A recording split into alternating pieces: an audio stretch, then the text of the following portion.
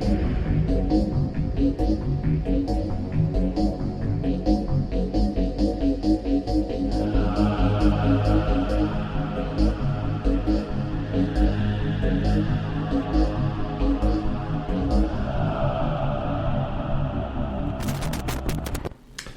right, we ready to go? Whenever you are, brother. All right, everybody, welcome to episode 159 of the new and improved Scarydad podcast. Here we are. It is Wednesday, October 14th, 2020, and here we are. We're back. It's a little strange because we're in an echoey room, and I'm trying to figure out if my microphone and everything. I'm used to doing things online now, where I can actually look at monitors and then see things. But this is the way the format was for the longest we've been doing this for long enough to where I think we'll be fine. So I think we're good. So how you been, man? Not too bad, dude. But I came to a realization today. You know, recently with quarantine and everything, you're looking for stuff to do, stuff to kill time with, and I'm sure you are too. Mm-hmm. And I'm all of a sudden joined all these horror groups, and I'm starting to realize it's probably not the best thing for me because just some of the crap I see posted in some of these groups, it's enough to make your eyes bleed. I think you saw what I posted earlier today. This guy saying his top 10 most overrated horror movies, and in that list is The Thing, Poltergeist, Alien, Rosemary's Baby, which I actually think is just a phenomenal movie. I love Rosemary's Baby. That's a movie I don't get bored with. Definitely go. And I can see some of the stuff that he has on there. Like, I honestly feel Blair Witch, even though it was a groundbreaking movie and it started a trend of a new style of horror movie, I didn't think it was that good. I never really cared for Blair Witch too much. Well, I mean, if you want to, for what it's worth, and I saw that list, and that list was kind of suspect. Gives you Forrest Whitaker eye. Like, the stupid just kind of burns. But to be fair, there are some things like, it's like you and I probably disagree on Rosemary's Baby. I read the book before I saw the movie, and that book just kind of, there was so much paranoia and dread, and it was such a strange sort of feeling of cabin fever almost, because she was so locked away. Right. The movie didn't capture it. So the movie, to me, kind of fell flat compared to the book, and this isn't one of those haughty, like, oh, the book's better than... It's just like, I never appreciated the movie because the book kind of gave away the ending, obviously, and the movie was not able to recreate it the proper way. Right. I don't think the movie's overrated. I just think that for me personally, I didn't like it. But, you can't go with some of these things and say it's... I mean... Certainly there is maybe an overreaction. There's probably a whole lot of people who, I know there's a lot of people who wear Thrasher t-shirts and don't skateboard, and there's a lot of people who wear Slayer t-shirts and don't listen to Slayer. Slayer's a hard band to listen to. Yeah. I don't think there's a whole lot of little, teeny boppers running around jamming to Slayer, even though the shirts look cool.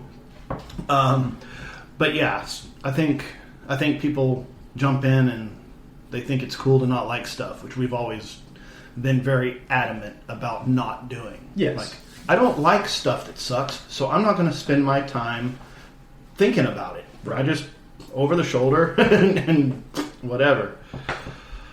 But yeah, horror groups, critical groups. Yeah, but other than that, just getting ready for Halloween. Everybody's getting their costumes together and stuff, of course. I have another notebook. This afternoon project, or this weekend project, I'm going to build my little candy jettison, my candy cannons. That'll be a weekend project. Cool. I've got a couple of different little designs I'm going to do. Should be pretty fun. I don't know if I want to, just because we're going to be having a party, so I don't want to complicate it for whoever happens to be manning the cannon. So I don't want, because I was going to put it like on a swivel, where you could like blast it at different kids, like drop like 2 or 3 and swing it around and have it kind of come out the end. But now I'm like, the most likely person that's going to be dropping the candy in is my daughter standing on a stool, so I'm not going to make it. But it's still going to be pretty neat, so we'll figure it out. But yeah,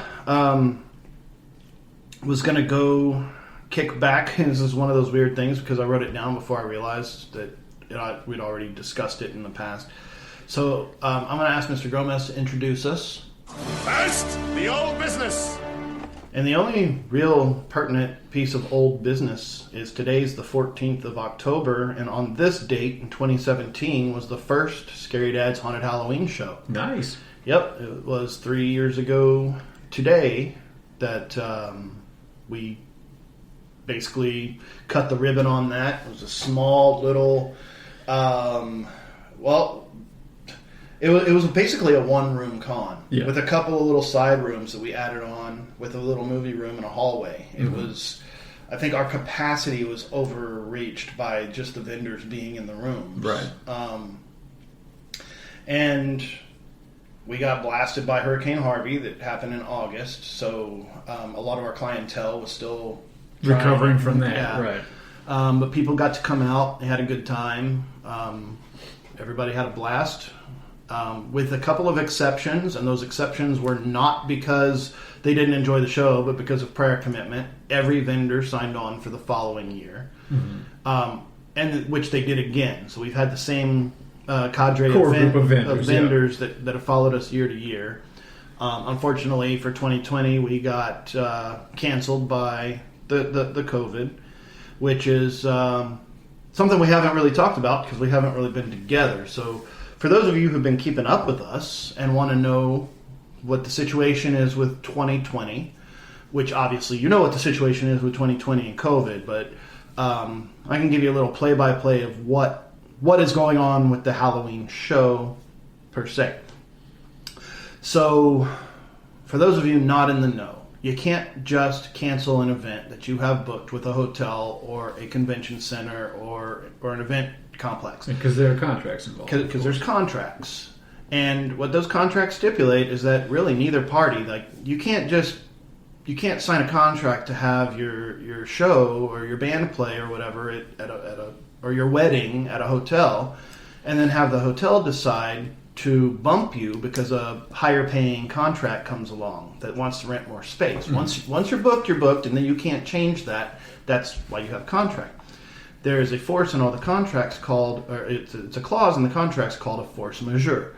And that says that if the event is canceled because of like inclement weather, a disaster, a war, alien invasion, a government shutdown, if it's shut down by something that's not within either of your or the hotel's power, then the contract becomes null and void. Your deposits are returned, and there's no harm, no foul, and you're not out all of this money.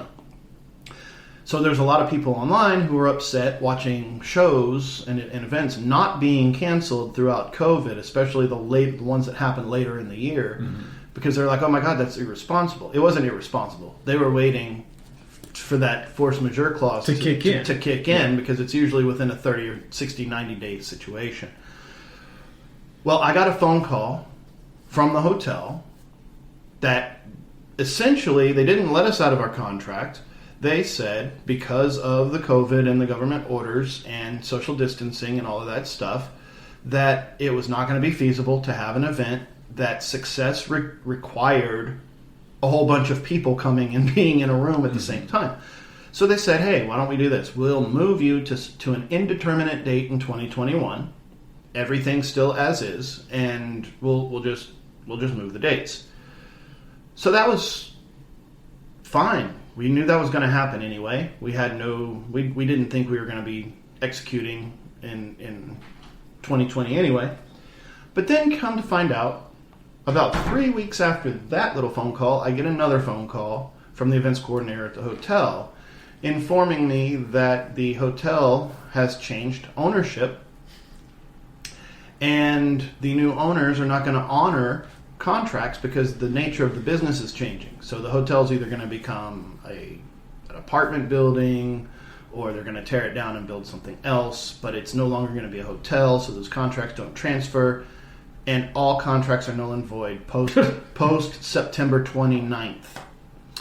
Well, what that meant was, had COVID not knocked us out of the game, we would have found ourselves homeless. Yeah, looking for a new venue. 3 days before the event, we would have been trying to find a new venue with all of our advertising, all of our, like everything.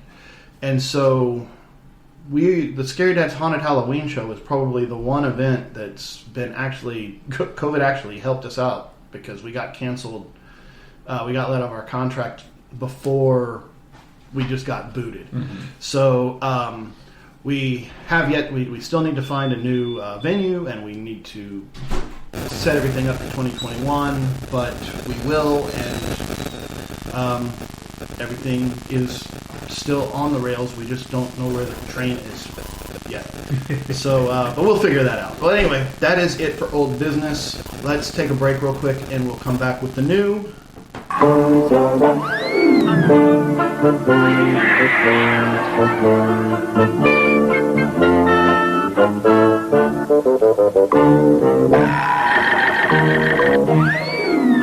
Toys R Us has the Big Bird Halloween costume and the Yoda Halloween costume for trick-or-treating.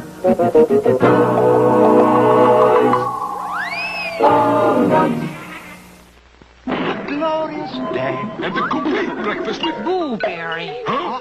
Into the waves, Boo. Bye-bye. Frankenberry has strawberry-flavored sweeties. Count Chocula has chocolate sweeties.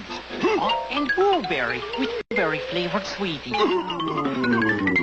And here are the mini monsters. 5 monsters in all. You can trade them with friends and put on a show. 1 mini monster in specially marked boxes of the monster cereals. We're back. Okay. Yes, we are, Mr. Gomez, if you will. New business is new business, and this is new business. All right, the big news this week, of course, which it's amazing how many people this affected. Immediately, my timeline for the next day was full of tributes to this man, but we lost a legend in rock and roll in Eddie Van Halen. At the age of 65 years old, Eddie died of throat cancer. I've read so many stories as of late, just people reminiscing about Van Halen, from the guy that discovered him to, even Pee Wee Herman, throwing his 2 cents in there about Eddie Van Halen and the band itself.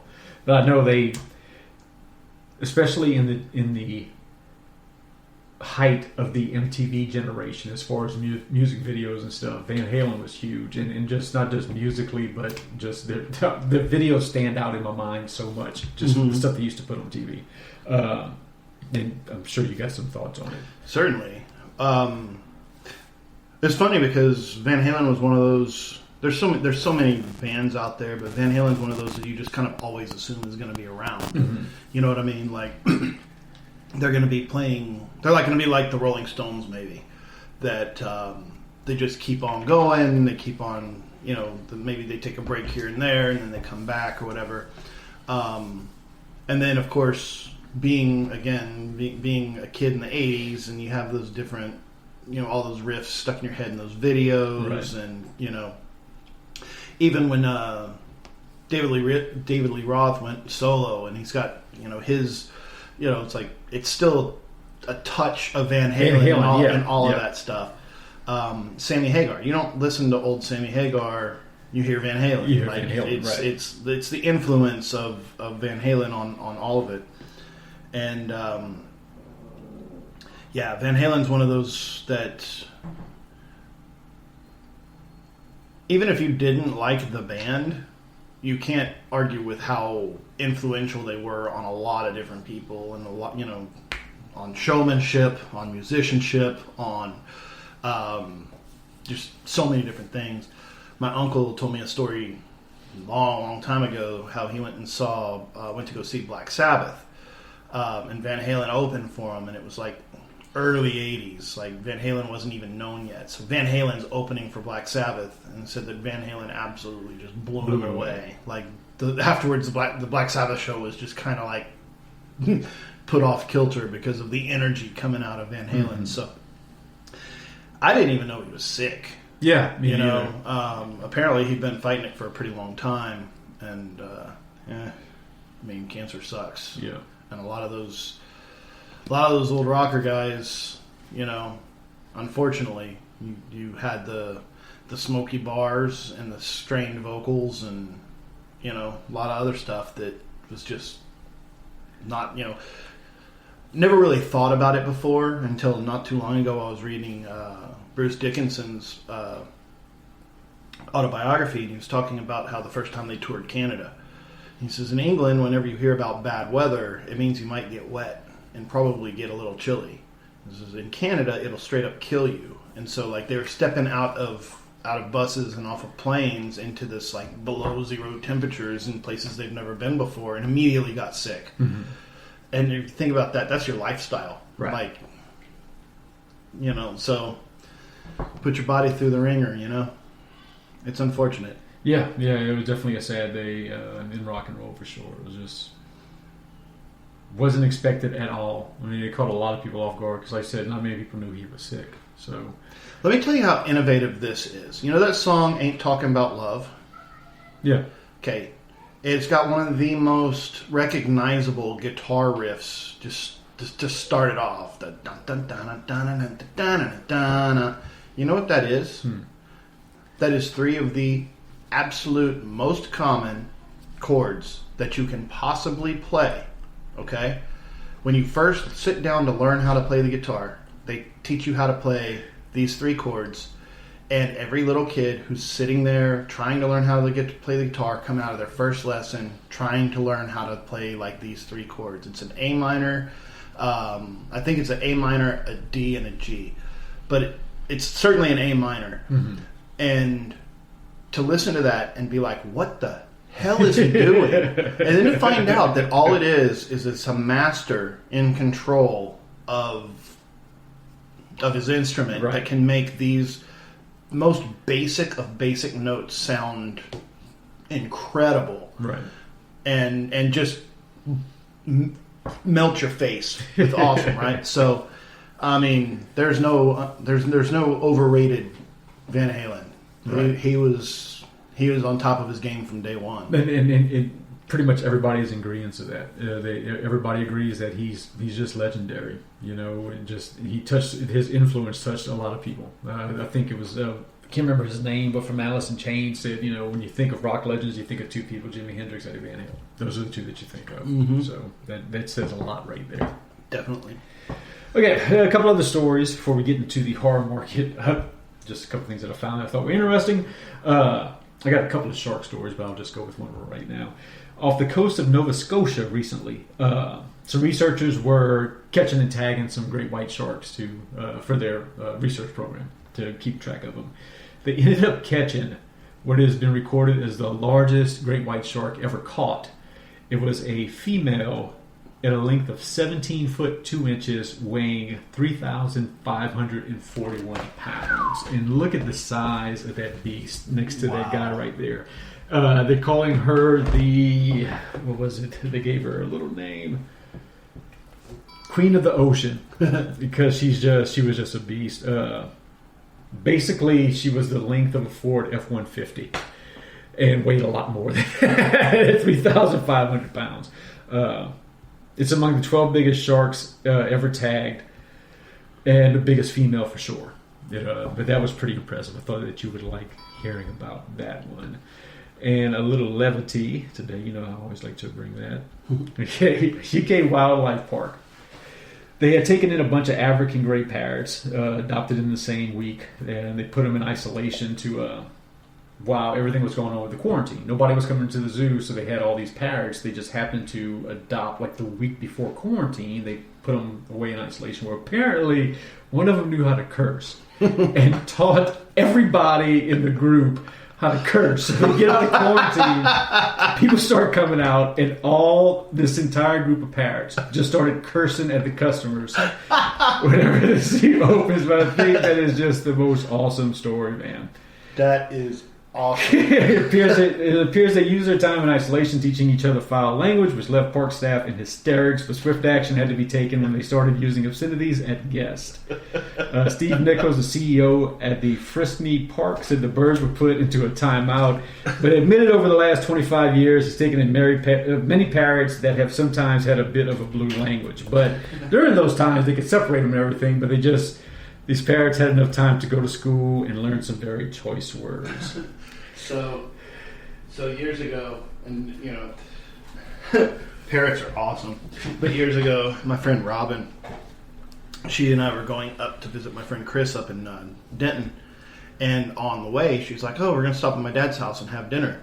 So we go up to her dad's house, and the dad, we pull up and get out of the car, and the garage door's open, and in the garage is this parrot, and the parrot's sitting there talking. It's saying words, and it's saying hello and pleased to meet you and blah blah blah blah blah. And they also have this little dog. Like, I think the dog's like named Penny or something. So we hang around, we talk or whatever, and it's dinner time. So we're all sitting around the dinner table, so having a steak dinner.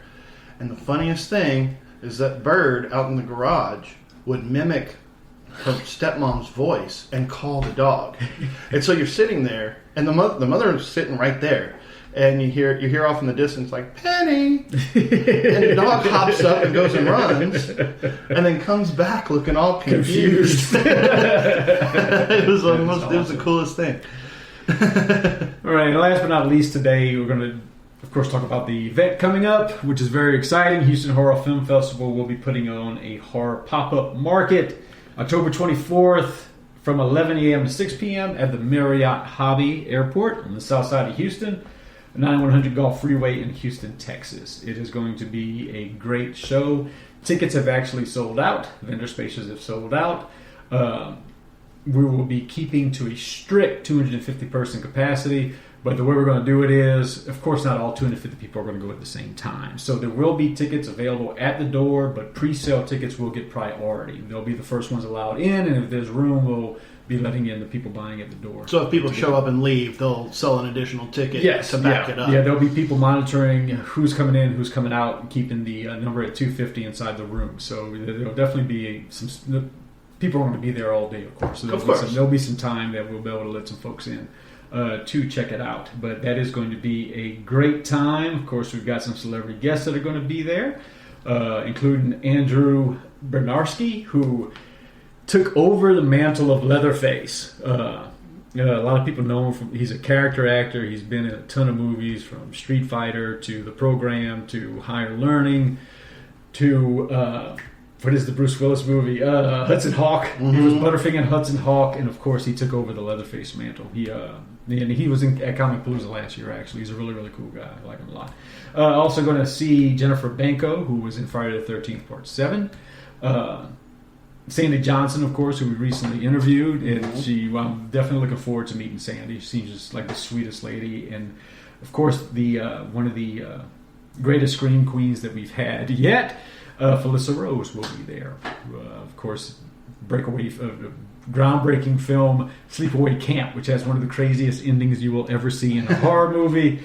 Plus, she's been in a ton of stuff. She's a huge supporter of independent film. She's been working nonstop in all kinds of movies, from Victor Crowley to all kind of other stuff. So it will be a good time as far as the guests go.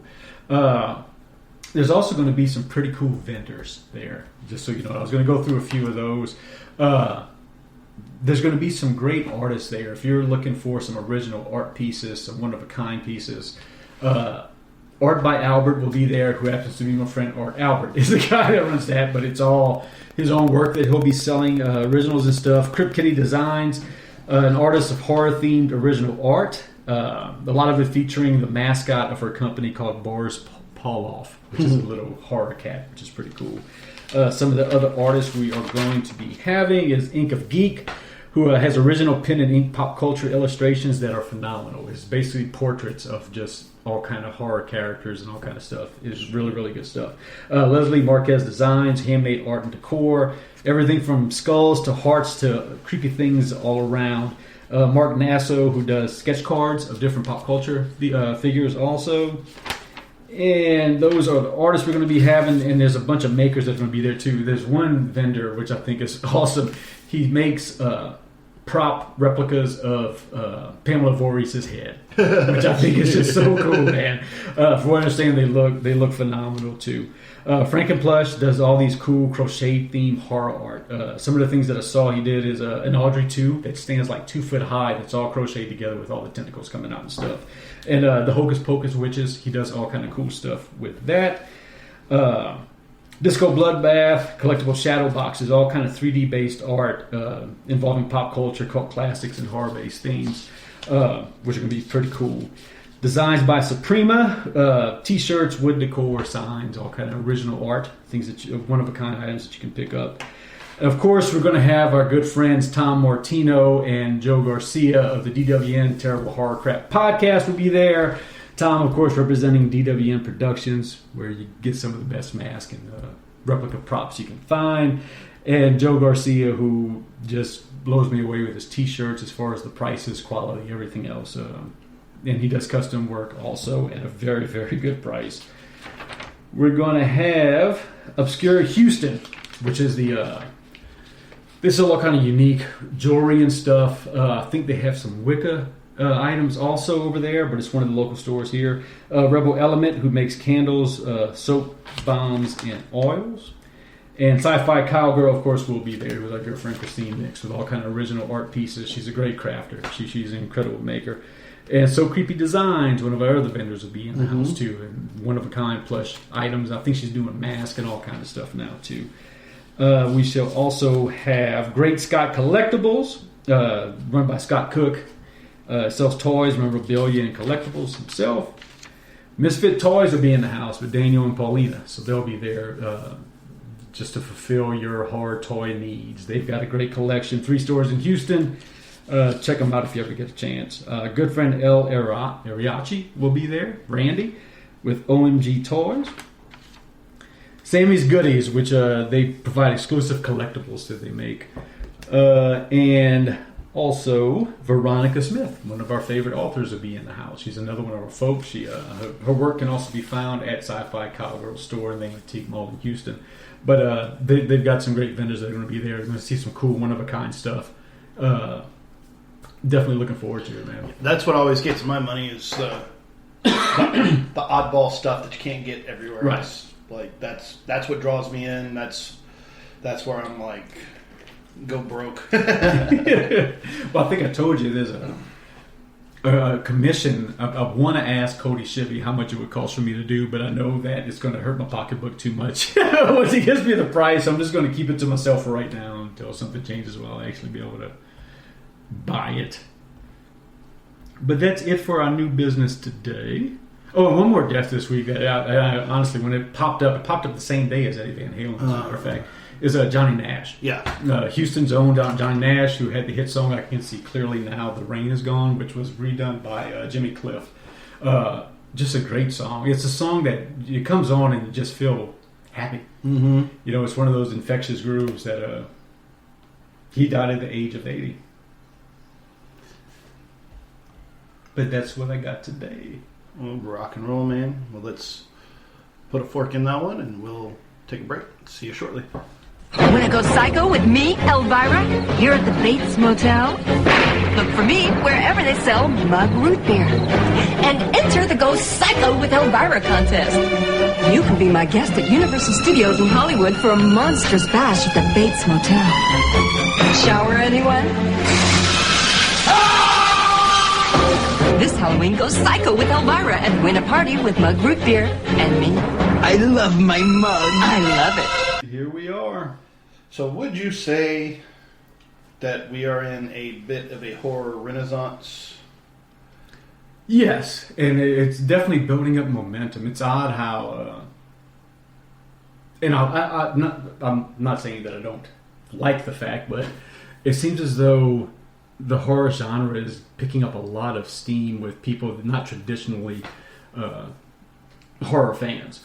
And it's been pretty impressive, man. And I think just horror is one of those platforms that you can jump into where you don't need a huge budget. You just need some really good ideas and a really good vision and somebody to put that together. Mm-hmm. And, you know, the low budget horror movie, the ones that we had coming up in the 80s and everything, it's amazing the respect they get now.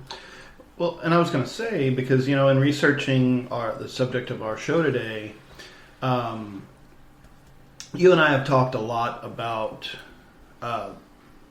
different franchises, but specifically like the Friday the 13th series and how it's like the 7th largest movie franchise, period. Mm-hmm. Not horror movie franchise, but like franchise. Right. So, you know, for the comparisons, you know, you've got like the Star Wars franchise and you've got like the Harry Potter franchise, freaking Friday the 13th is number 7 in those numbers. Immortal blockbusters. But then whenever you read about the story of that franchise, you'll know that basically if opening night was a success, there was a phone call made that said, make another one. And they were all low budget, and whoever made them had more or less complete creative control. They were given a budget, and that was about it. So here's some money, don't go over budget, and make another one. And then what seemed to happen as you started to kind of come into the end of the 80s and into the 90s, suddenly it was like the studio started paying attention, and they were like, oh, well, if we make it PG-13, we'll get a bigger audience. Right. More people can go actually see it on opening night or, an opening weekend.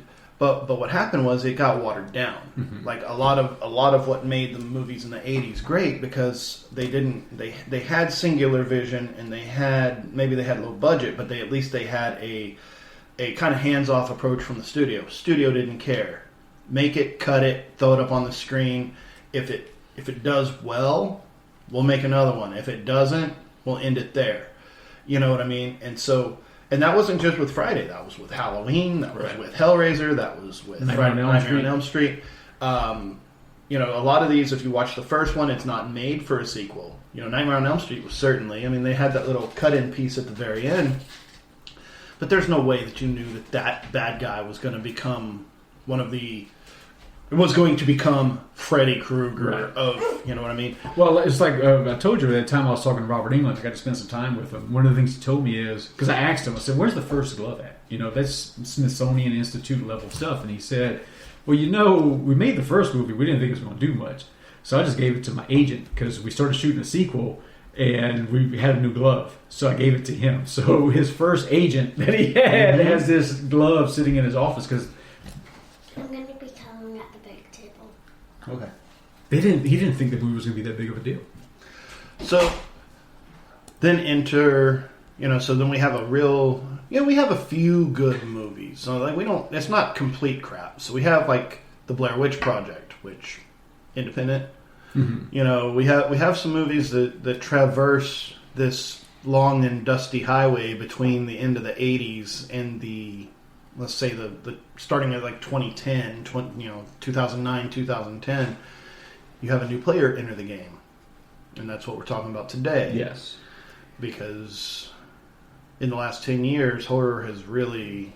I mean, it popped up on my memories that I started Scarydad 8 years ago. Okay? In 8 years ago, the reason I started Scarydad as a blog is because except for... one website, it was kind of Haunter's website, and I can't even remember what it's called. Except for that one, there was nothing else. Mm-hmm. There was nothing else, so I decided to create it. Now, that's half of YouTube is makeup and effects and that kind of stuff. So, well, the fan base has definitely grown tremendously over the last decade, and you can look at a lot of things. Just one, look at the number of blockbuster horror movies we have nowadays. Before, the only blockbuster they ever had really was Silence of the Lambs. But it's just gotten huge. And the studios see, once again, that little bit of money, incredible return. And one of the guys that mastered that is, of course, Jason Blum. You can't watch a horror movie now. It's so rarely you watch a horror movie now, and during the opening credits, you don't see a Blumhouse production. Mm-hmm. He has 79 movies total they have so far that they've done. In Blumhouse, the Blumhouse production company was founded in 2000, so exactly 20 years ago. So within the last 20 years, this guy's done 80 movies, basically, which is pretty damn impressive. Yeah. He's worked with some tremendous directors, M. Night Shyamalan, Jordan Peele, Christopher Landon, James Wan, Mike Flanagan. And the way they started, he started this this formula of low budget, make it clean, edit it, get it out there. And he started that with Paranormal Activity.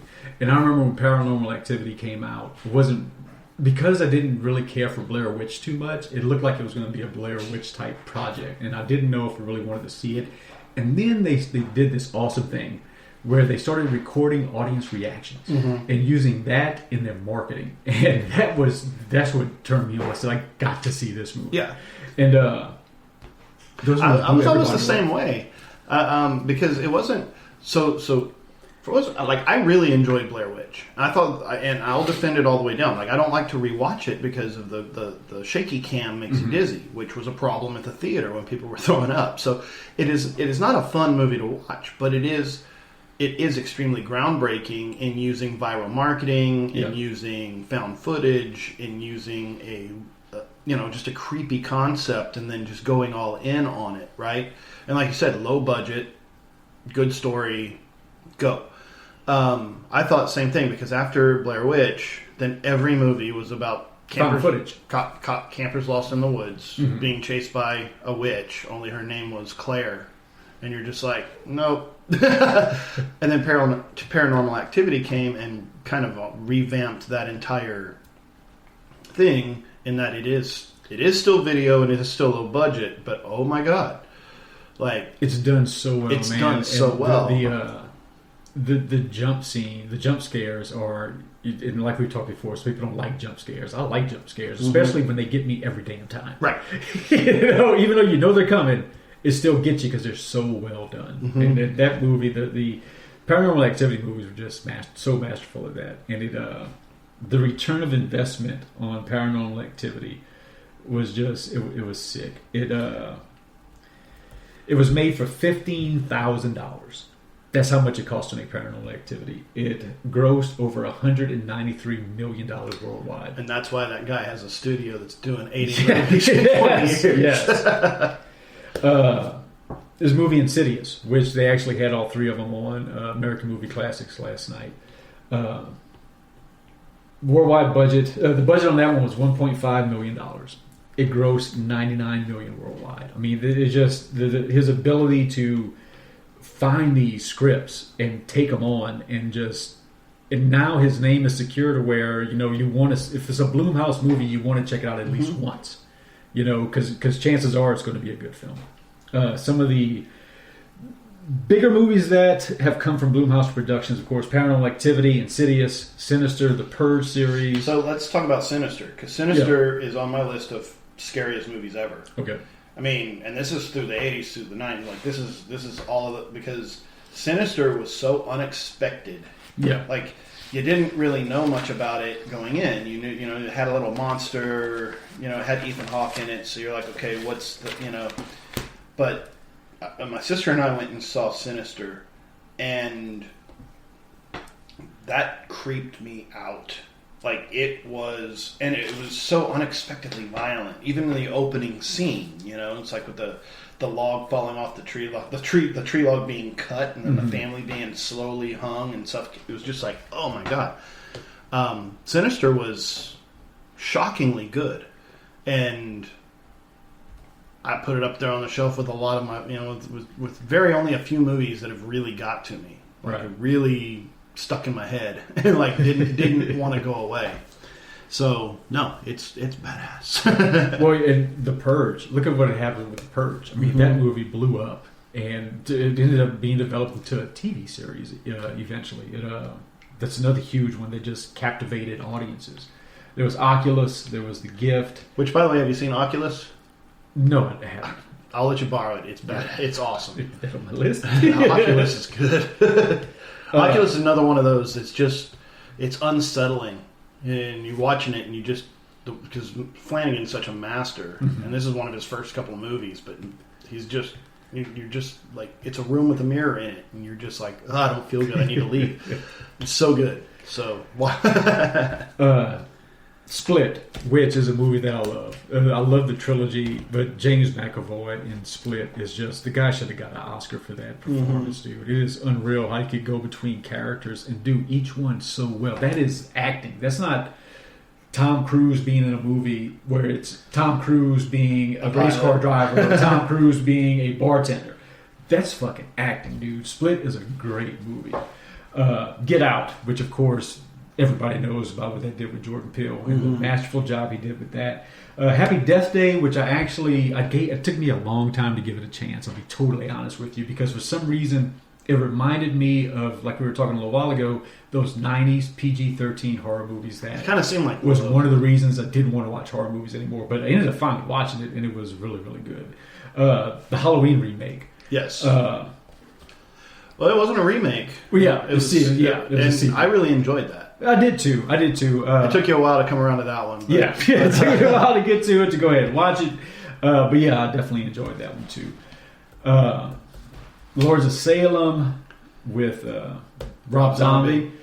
The guy has just done. There's the Belko Experiment. I don't know if you've ever watched the Belko Experiment, but it's a. I know what it's about. I just haven't had a chance. It's a fun one. It's definitely a fun movie. Did you watch Brightburn? Mm-mm. Okay, you gotta check out Brightburn too. Then, because this James Gunn, of course, right? I mean, he does so well. But Belko Experiment, I actually love the story. The story is phenomenal. The movie could have been done a little bit better, in my opinion, as far as storyline and stuff. But the main plot of it's a fun movie. They have a great cast in it. I mean, Mike Rooker's even in it. Definitely try to check that one out if you ever get a chance. Let's see what else we got. Yeah, it's just one of those things where it's like, week before last. That's how you say that phrase. When we were talking about De Laurentiis and how he just has all of these hits under his belt. Blumhouse, or Jason Blum's still pretty young. Yeah, he's got a long way to go. He's got a long way to go, and they're especially, like I said, and I would say that all of these movies that you're talking about are not only are they big box office hits, but they're also cult hits. Mm-hmm. Like they're drawing people to things like Shudder. Yeah. They're holding up the end that end of Netflix. Which, I mean, there's some really horrible horror movies on Netflix. But if you're picking up a Blumhouse production, just would be good. Yeah. One of the ones, I think it's on Netflix right now, if I'm not mistaken. I know it was, but The Green Inferno. I don't know if you ever saw that one. It's another Blumhouse one. That one, that's a rough watch. Is it? That one is gory, dude. There's some scenes in that movie that'll make you. Damn. It's a rough one to watch, but it's a good one. He had Ouija, which came out a while back. Creep, which is another one that I've heard some really, really great things about, and I'll be 100% honest with you. I tried watching it one night, but I tried watching it really, really late, and I fell asleep pretty quick because I was just tired. I need to give it a try again because there's actually two of them. There's Creep 1 and Creep 2. But I definitely need to check that one out. He had an Amityville movie came out in 2017. The entire Insidious series, which I think of 3 movies total, and each one, that's a pretty scary series too. That's a pretty good series that he had there. But there's so much stuff that Jason Blum has done, and he's just going to keep going with it. And he's one of the reasons why he was able to find a formula that works to the point to where you're always going to give a Blumhouse movie a chance. Right. Well, and with the volume that he puts out too, that even if one falls, then there's going to be something else, probably either at the same time or coming right after it. Because just like with everything, which it's funny me sitting here saying this in a critical way, since we talk about like the 80s was the 80s was run by sequels, right? It's like there's very few movies that you have in your head that you really are thoroughly endeared with the first one because you sat around watching it on HBO when you were a kid. It's Creepshow 2. Yeah. You saw The Raft more often than you ever saw, anything out of Creepshow 1, right? Like, that's just the way that it worked back then because the rights for the classic first movie were not held by these studios like HBO and Cinemax and stuff. The Universal would give you Jaws 3 all day long, but you had to pay for part 1, right? So, so like House 2, like all of these different sequels to movies that you watched a lot when you were a kid. Now, then Blumhouse actually did the same formula. So there's Paranormal Activity all the way, there's Paranormal Activity like 6, I think. Yeah. And Insidious, there's 3 of them. Sinister, there's 2 of them. They're working on 2 sequels to Halloween. The Grudge was one. I think there's like 2 or 3 Grudges, and I think there's even more talking about. Blumhouse is talking about a reboot of The Grudge. It's like so there's like volume of content coming at you to where if you don't like it, I mean it's a scatter shot. It's a shotgun approach. Right. You know, if one of them doesn't hit you, like 2 or 3 of these other ones will, and hit you where it counts, like Sinister. Mm-hmm. One of my greatest, like without giving away Sinister, but like my little girl was like 2 years old, 2.5, something like that, and I came home from watching Sinister, completely disturbed, and I go to sleep, and for whatever reason, the hallway light is on, and my little one hits our bedroom door, which is normally closed and latched. She hits our bedroom door. It pops and shudders on its hinges, and she's standing there sleepwalking, standing against a backlight of the hallway with her head down like this and going, "Mama." I hit I scampered off the bed and hit the floor. I don't think I slept the rest of the night. My heart was just like... Right. And that's the effect of that film. You know, any other night it would have been like, "Huh, what you need, babe?" That day, the movie put something in the back of your mind. Almost killed me, right? Yeah, and some of the ones he has coming out soon. There's a Fantasy Island movie that he made. I never saw that one. That one never got released, did it? No, it came out, but everybody thought it sucked. Okay. Well, he misses sometimes. Of course. One well, thing, he's not the director. He's a producer. But what's funny is you still give it a chance because it's Blumhouse. And the biggest example I have, you know how I feel about remakes. I hate remakes. I gave the Black Christmas remake a chance. It was a miss. It was freaking horrible. I hated that movie. But it's not going to get me to stop watching Blumhouse movies. Because he hits a lot more than he misses. Of course, he had Invisible Man that came out.